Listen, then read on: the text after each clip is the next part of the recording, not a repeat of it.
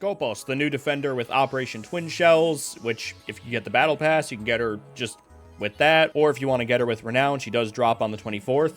She's also, she's coming in with the PCX-33, a brand new assault rifle on defense, which assault rifle on defense, never bad to have. And it really does not have like much recoil. It's actually the easiest to control. All right, so Skopós' whole thing is that she has 2 Colossus Shells. For the sake of simplicity, I call the active one, the one that's actually moving, Skopós, and I call the one that's, you know, shielded and not active, the shell. So if you hear a call like shell on 2, that's this, and if you hear Skopós on 2, that's the body. So for the sake of simplicity, Skopós is the active one, shell is the inactive one. At any point during the game, Skopós can, you know, switch which one is the shell and which one's active by just going on cams and swapping. So the active shell, the one that I call Skopós, is, you know, it can shoot, it can swap weapons, it has impacts.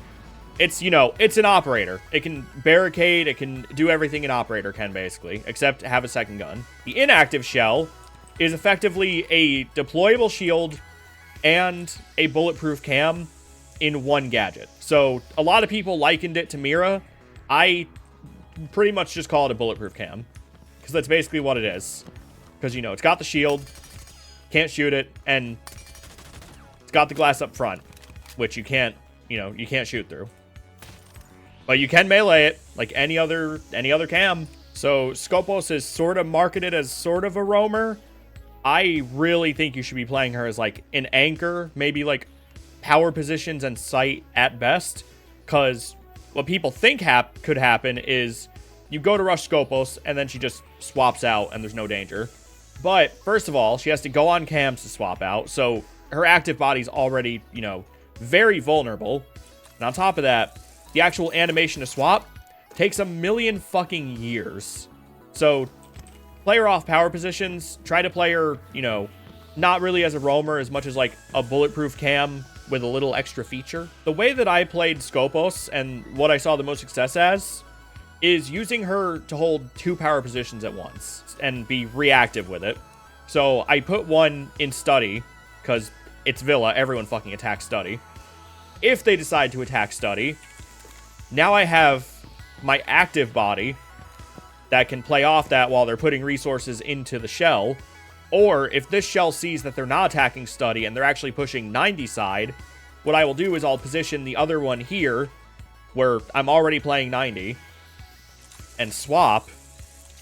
Because if they're not attacking study, this body is safe, and now I have a shield and a bulletproof at 90 for me to play off of. And if they are committing to 90 and putting the resources in, I can be like, there's one here, and play off my own intel. If you're a gunner, you're not going to find much value off Skopós, I'm going to be real.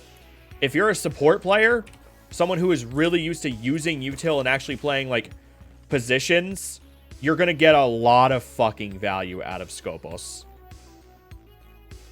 Like, as a support player, she is really fucking good. Mostly because you have this shield and cam that can move pretty much anywhere.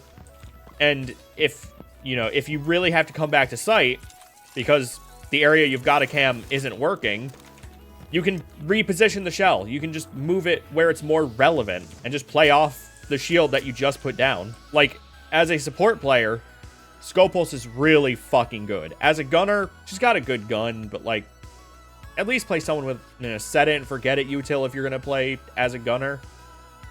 And, yeah, Skopós, 5 minutes or less. Peace.